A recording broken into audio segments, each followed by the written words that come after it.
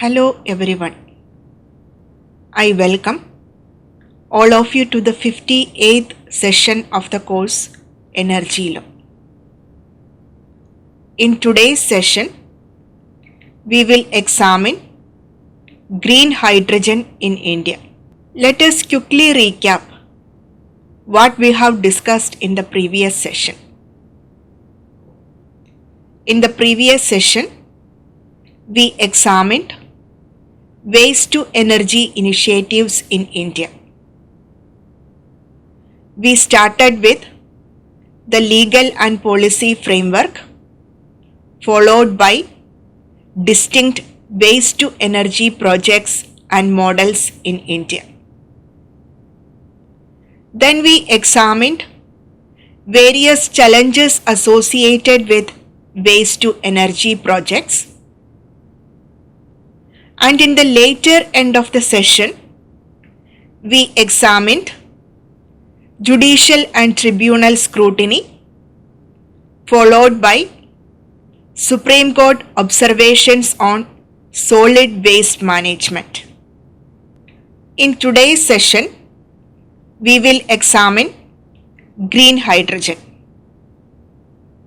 We start with the conceptual understanding, followed by production of green hydrogen in India.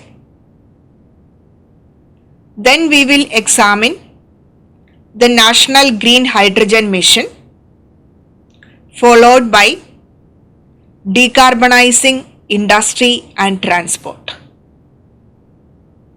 In the end, we will also examine various challenges associated with green hydrogen deployment in India.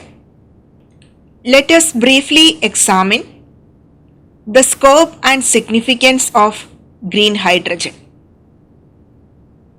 Green hydrogen has emerged as a critical pillar of the global clean energy transition, offering a pathway to decarbonize sectors where direct electrification is difficult or insufficient.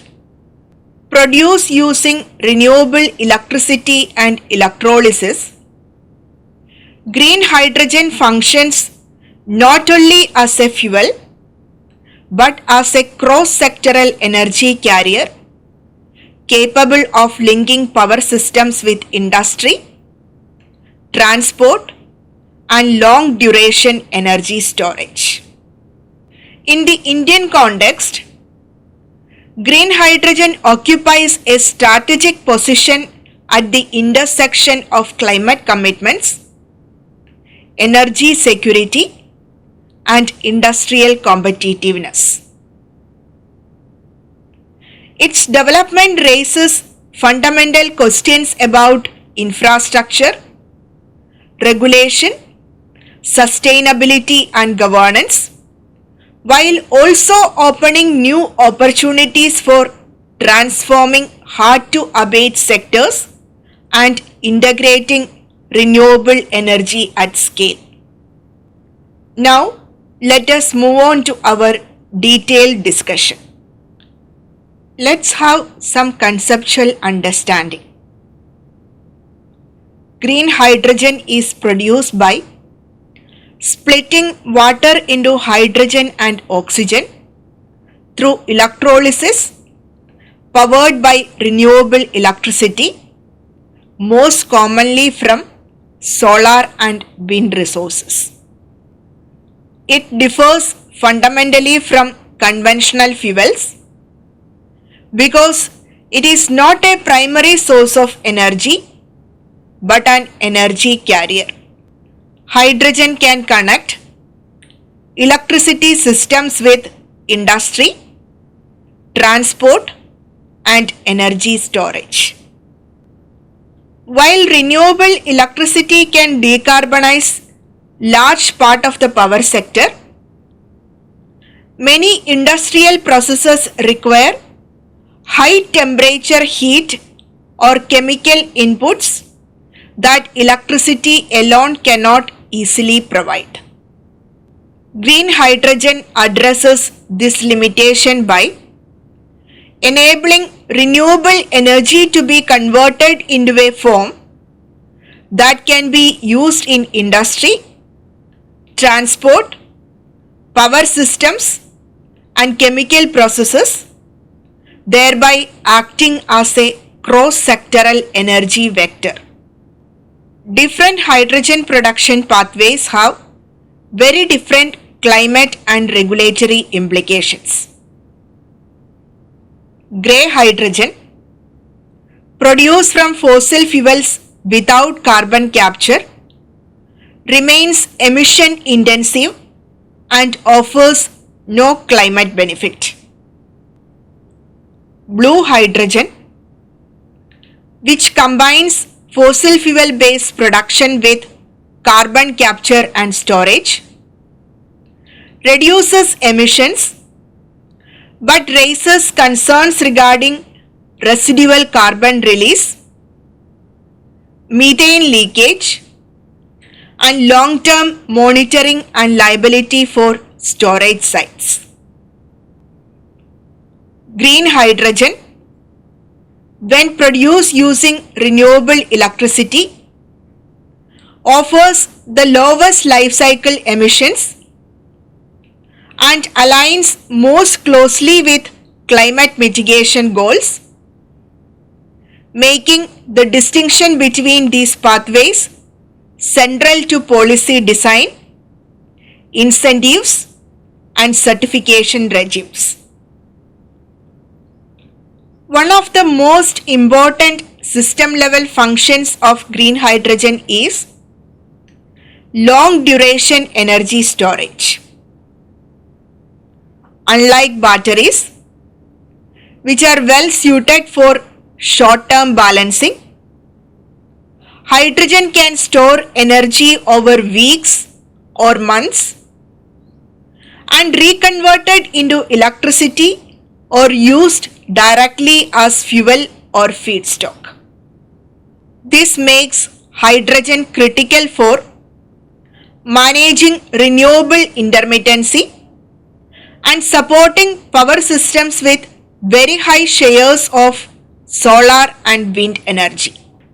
Also, hydrogen enables sector coupling, allowing surplus renewable energy to be diverted into industry, transport fuels, or synthetic chemicals rather than curtailed.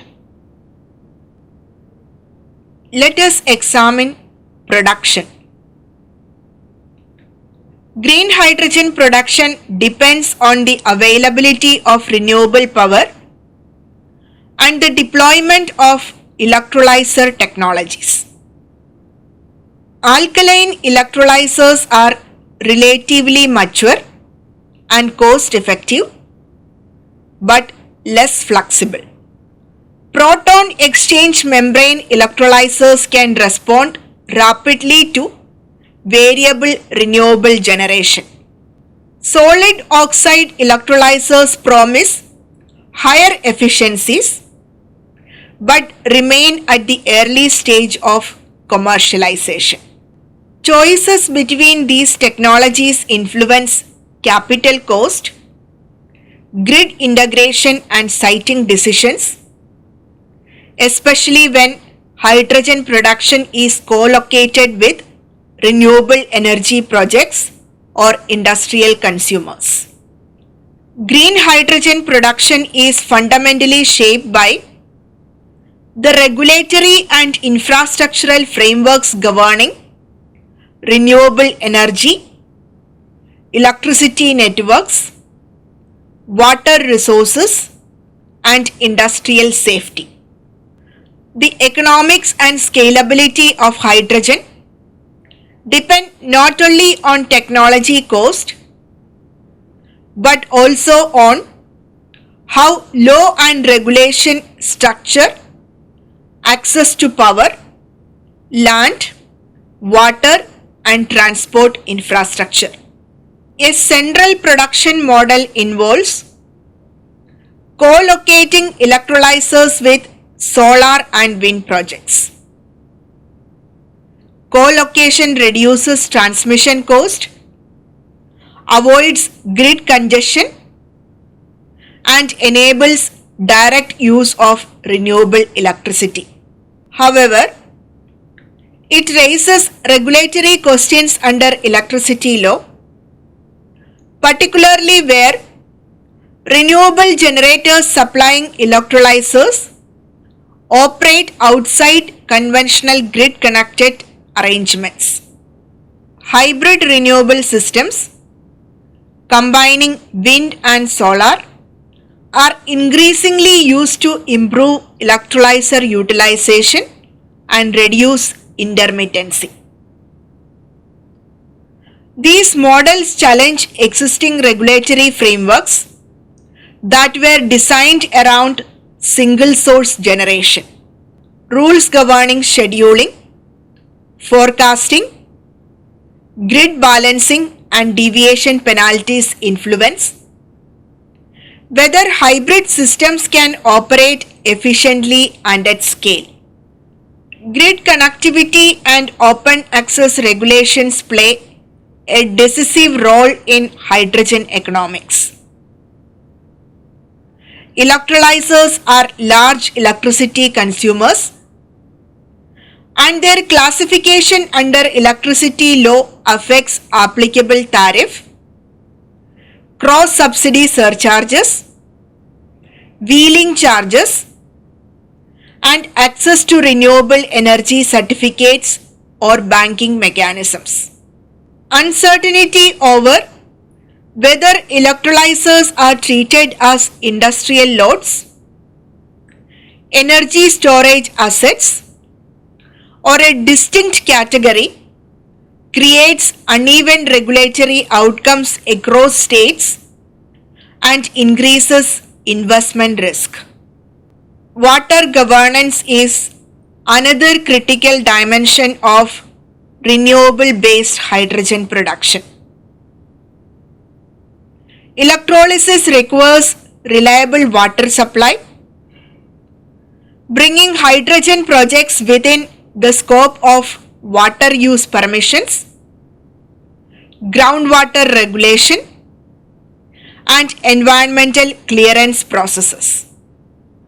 Hydrogen also poses distinct challenges for safety, storage, and transport regulation. Existing petroleum, gas, and industrial safety laws were not designed for hydrogen's physical properties, including its low density, high diffusivity, and flammability. Clear standards are required for on-site storage, pipeline transport, blending with natural gas, and the movement by road or rail. Infrastructure governance ultimately shapes where hydrogen projects are located, how quickly they scale, and how competitive they become. Regions with supportive open access rules, clear water permissions, and coordinated safety regulations are more likely to attract early investment. Conversely, fragmented or ambiguous governance frameworks can raise cost, delay projects, and constrain India's ability to scale green hydrogen as a strategic clean energy vector. Let us examine the National Green Hydrogen Mission. India's National Green Hydrogen Mission represents a strategic policy effort to position green hydrogen at the center of the nation's clean energy, industrial and export strategies. The mission is designed not only to reduce emissions but also to enhance energy security, industrial competitiveness, and technological leadership. At its core, the mission seeks to create both supply and demand for green hydrogen. On the demand side, it promotes the use of green hydrogen and its derivatives in fertilizers, refining, steel, shipping and sustainable aviation fuels, recognizing that early adoption will require policy support rather than pure market signals. On the supply side, the mission places strong emphasis on building domestic manufacturing capacity, particularly for electrolyzers. Incentive schemes are designed to reduce cost, encourage scale, and limit dependence on imported technology. The mission aims at accelerating deployment, lowering the delivered cost of green hydrogen, and fostering integrated value chains that link renewable energy generation with hydrogen production and end-use applications. A distinctive feature of this mission is the development of hydrogen hubs and export-oriented infrastructure. These hubs are envisaged as geographically concentrated clusters that combine renewable generation, hydrogen production, storage and consumption, often near ports or industrial corridors. Export corridors are intended to connect India to emerging international hydrogen markets, positioning green hydrogen as a future trade commodity. The outward-looking approach also places emphasis on international cooperation. This includes technology partnerships, standards harmonization, and long-term offtake arrangements with importing countries. From a legal and institutional perspective, the National Green Hydrogen Mission relies heavily on executive policy instruments, guidelines, and incentive notifications rather than comprehensive legislation. While this allows flexibility and rapid implementation, it raises concerns regarding long-term regulatory certainty, enforceability of obligations, and dispute resolution mechanisms. Let us examine the role of green hydrogen in decarbonizing industry and transport.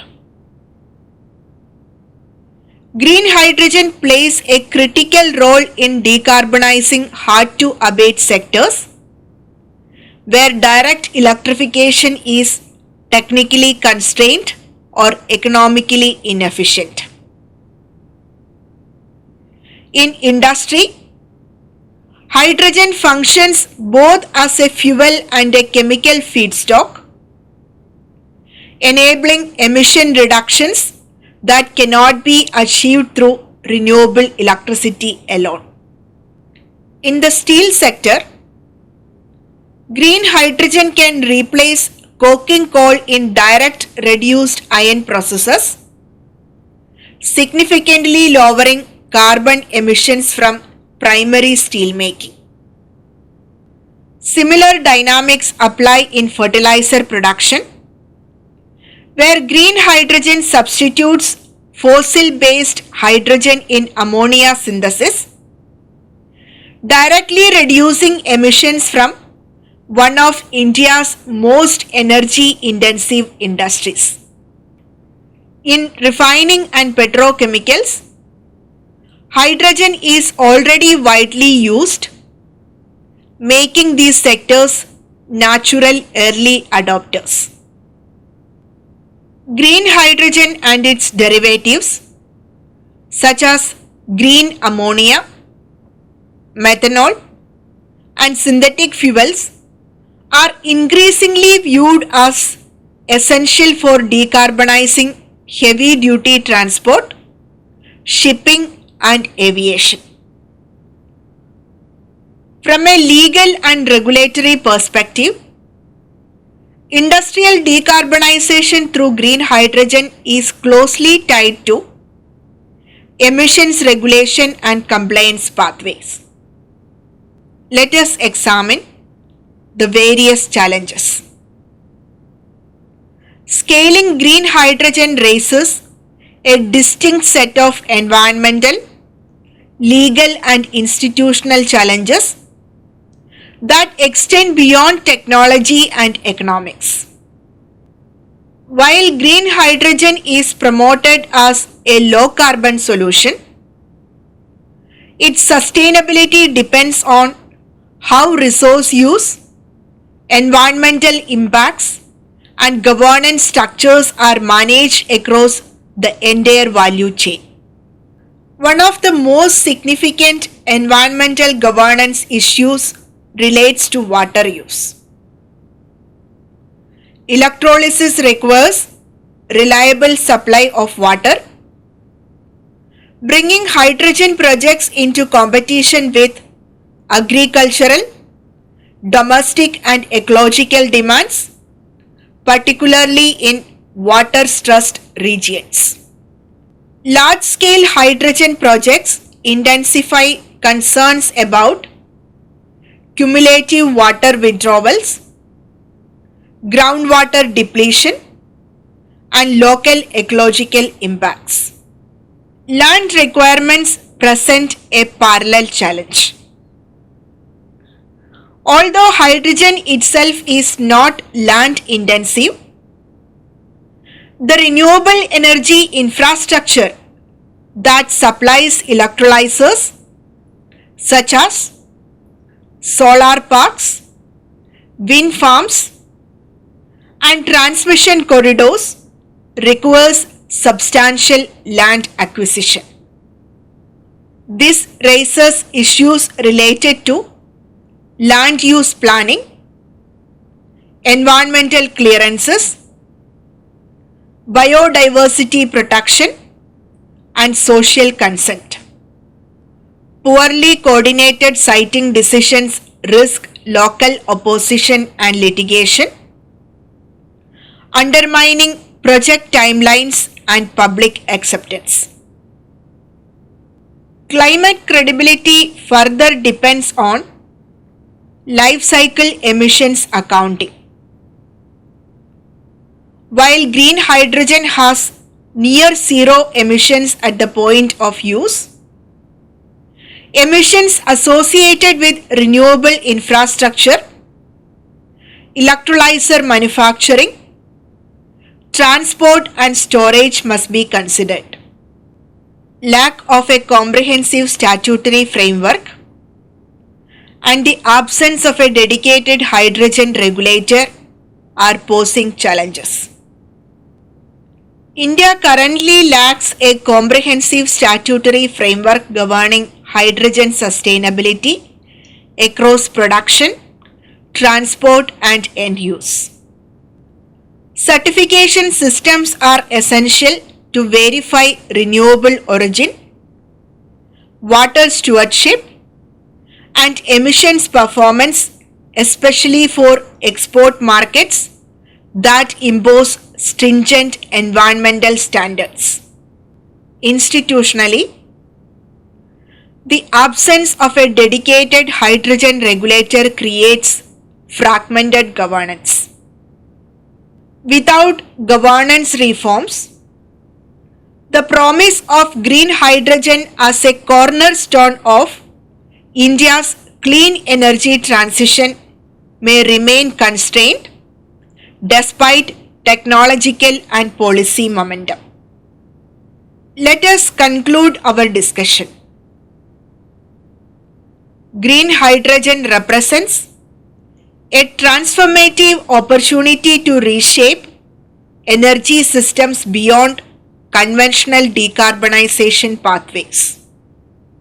Its significance lies not only in emissions reduction, but in its ability to integrate renewable energy, support industrial transition, and enhance long-term energy security. However, realizing this potential requires more than technological readiness. Clear regulatory frameworks, sustainability governance, infrastructure planning and institutional coordination will determine whether green hydrogen evolves into a scalable solution or remains confined to pilot projects. As policy and practice continue to converge, green hydrogen stands poised to become a foundational element of a resilient and low carbon energy future. Let's see what's coming up. The upcoming session will explore green buildings, examining their role in improving energy efficiency, water stewardship, and environmental sustainability within India's urban and infrastructure systems. Thank you.